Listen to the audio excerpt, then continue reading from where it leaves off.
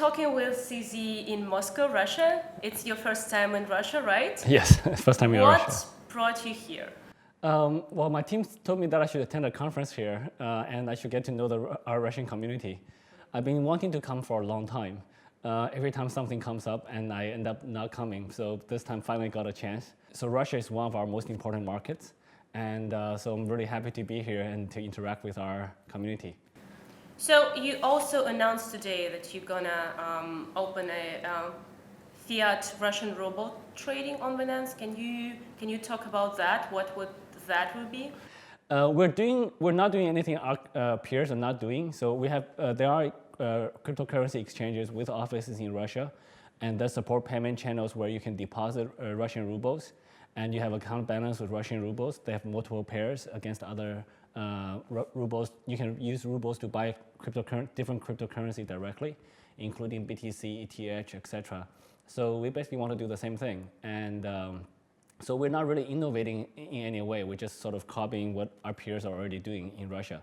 I guess the exchanges has been looking for some ways to get fiat on exchanges. How it will work in your case? So I guess the details of that will come up in about 2 weeks or so. But we're just basically doing the same things the other Russian or Russian-focused exchanges are doing. They have fiat gateways that you can deposit Russian rubles in, and then you can use them to buy cryptocurrency. So of course, our trading user experience may be a little bit different. So we're hoping to provide our services to make it easier for the Russian community. So are you talking to any banks, or you're talking to electronic money processing services? Honestly, we're doing both. The details of that will come out in about 2 weeks or so, so we don't have to wait for too long. Okay. Yeah. Because I think this has been the major way in Russia to get fiat on exchange, to use some kind of like Yandex Money or Kiwi or other services that work here for electronic payments. But are you in talks with any Russian banks? Can you talk about that? Actual banks? Yeah, we are exploring options, but I can't name them just yet. I haven't heard yet that Russian banks ever worked with cryptocurrency. That's my understanding as well. So the banks are very early stage. So yeah. You already have an agreement, or? Yes, we do have an agreement. We have a way to onboard Russian rubles that is the same as other Russian exchanges. So people are gonna be able to like use a debit credit card to deposit money, or? I believe so, yes. And you also have an agreement with one or several banks? No, the banks are much earlier stage. We are discussing with banks, but nothing's official yet. Yeah. Okay. Yeah. Okay. Well, I wonder if you are talking with any other crypto-related businesses, intermediaries, any potential partners here in Russia? Yes, we're always looking for partners in every community, especially in Russia. Russia is one of the key markets, one of the most active markets in the global blockchain space. Well, basically, if there's a way to accept fiat to buy crypto for cryptocurrency exchanges, we're looking for those partners. And we are also working with other potential stablecoin issuers so that they can issue different stablecoins pegged onto fiat currencies. So in every location we're doing that. In Russia specifically, we're looking for those partners as well. We are always looking for potential partners or lobbyists to help us to communicate with different regulatory bodies. So we would like to do that same thing here. And it's something that we do everywhere, that we try to have open communication channels with the governments, with regulatory bodies.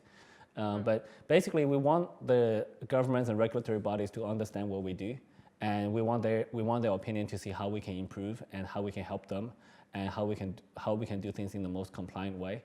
And at the same time, they often have questions that they may not know the specific details of our business, and we're very happy to share those kind of details.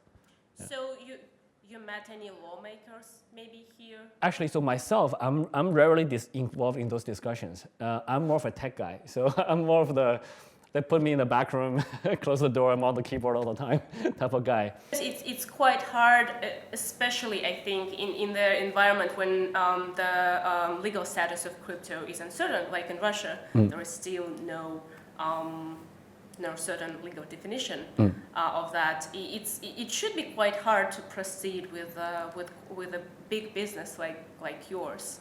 I think we're quite a small business, to be honest. I think we're a relatively big business if you count globally, if you add up all the pieces around the world. But if you look at any specific country, we're a very small business. Compared to any listed company, we're really small. I think the community here is very active. My understanding is that the regulators are trying to push through regulations or at least guidelines on how to operate cryptocurrency businesses. So we hope those will be very favorable. I think if they are favorable, it will help the long-term growth of the Russian fintech community. So yeah, we just do our little part and try to communicate what we know. Yeah. But do you feel like your Venus project can get a positive reception here in Russia? I certainly hope so. So the Venus project is a very open umbrella kind of project. So we're not issuing one specific coin. We're looking to work with different local partners, potentially, hopefully governments, to issue more stable coins. And I think there's a tremendous benefit to both the governments or the local economy plus the cryptocurrency world to have more stable coins. I think that's kind of bridges a gap that wasn't existing in the previous in either world. So I think that's kind of really interesting for Venus. And so we are very open to work with any government or any large corporation that want to work with us. We're very welcome in that regard. But are the governments open to work with you on that? So yes, so that's the tricky question. Some governments are very willing to work with us. Which? So for example, we signed an MOU with the government of Bermuda. And they actually now the government of Bermuda actually accepts BUSD, which is a stable coin we issued with our partner in the U.S. The government of Bermuda accepts BUSD for paying taxes to the government.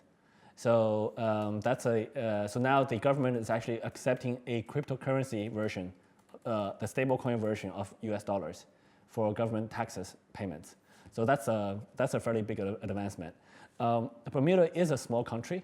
So it's a very low population, so it's a small population, so they can be more adaptive and they can be more experimental with different approaches. So, but it's very promising to see that smaller economies are, Bermuda is a very advanced economy. People have very high wages there. They have a very developed financial economy. I think a third of the world's insurance companies have their headquarters in Bermuda.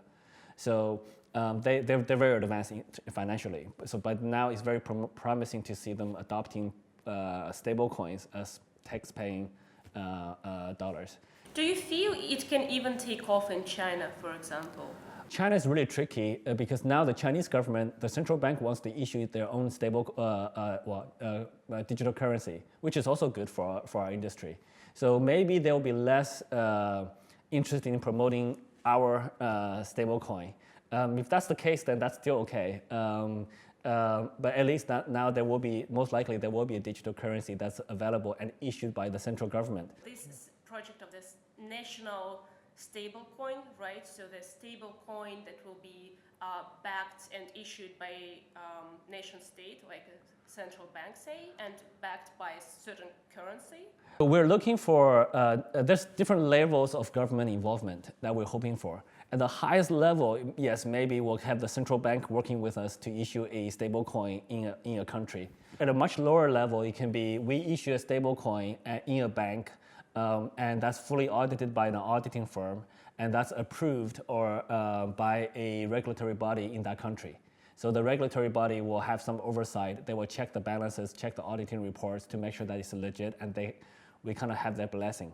That could be the sort of slightly easier to reach end for now. There could be a wide range of things in between. We could, in some countries, we could potentially have multiple banks participating. We could have banks plus big companies like listed companies participating. So there's a different variety of things we could do. I think we'll start from the lower end, slowly work our way up. So we're not really hoping for any central bank today to sort of jump in, especially from a big country like China. I think that's super difficult. But for smaller countries, smaller economies, that may be possible. So, but for us, we believe that the stablecoin is a necessary tool. It is a very good tool to have as a bridge between the fiat and the crypto world.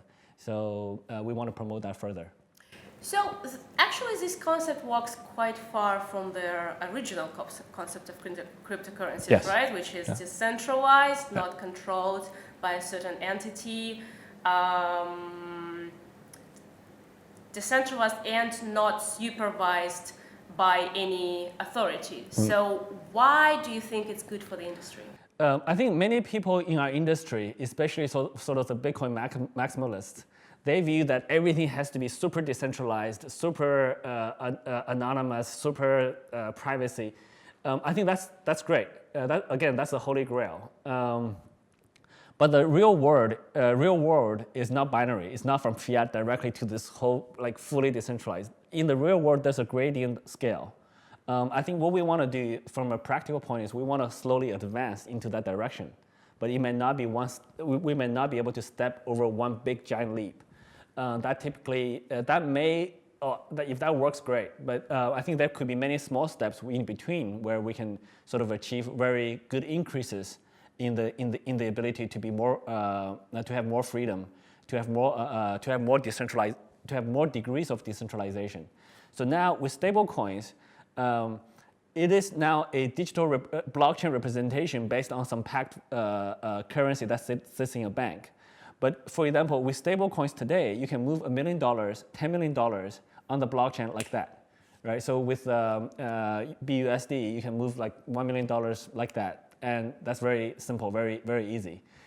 Even though the value is still pegged to the money sitting in the bank, with money sitting in the bank, you can't do that, right? So if you want to move $1 million across borders right now, there's a lot of paperwork to fill. There's a lot of baggage that you need to associate with that.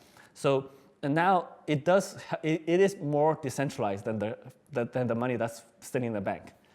But if you have the government supervision of this process, won't you also have to declare everything, like register it for tax reasons and do all the same work? Because the governments will want to know what's happening with those dollars. And when it wants to know and control this fruit, like you cannot move it like that. The situation today is that if you want to move, like say $1 million of USDT or BUSD, you don't have to do that.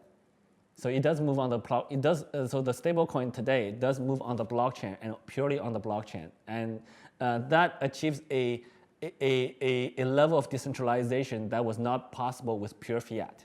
So it kind of sits in between the two.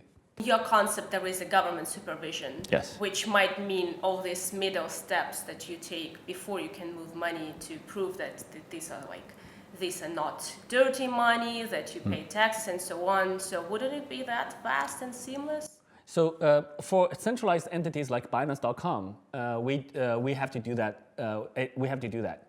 But today, if you want to transfer USDT on the blockchain from your wallet to your friend's wallet, I don't think that's needed. I don't think any supervision. So I don't think that's needed right now. Yeah. Right. I mean for the stable coin that will have blessing of a government, like Venus. Yeah. I mean even today, even like USDC or BUSD, which are approved by NYDFS, so New York Department of Financial Services, they can move on the blockchain relatively freely. So they do achieve a much higher level of freedom than money that's in the bank. So and with that, they do help facilitate money moving, value moving on the blockchain that's pegged to a fiat currency, and that's actually very useful. So for me, I don't really hold any stable coins because I don't like my value to be tied to the US dollars. I like my values to be tied to BTC or BNB. But I do think that it is a tool that's very useful as an intermediate tool. Without it, there's a lot of things that would be much tougher.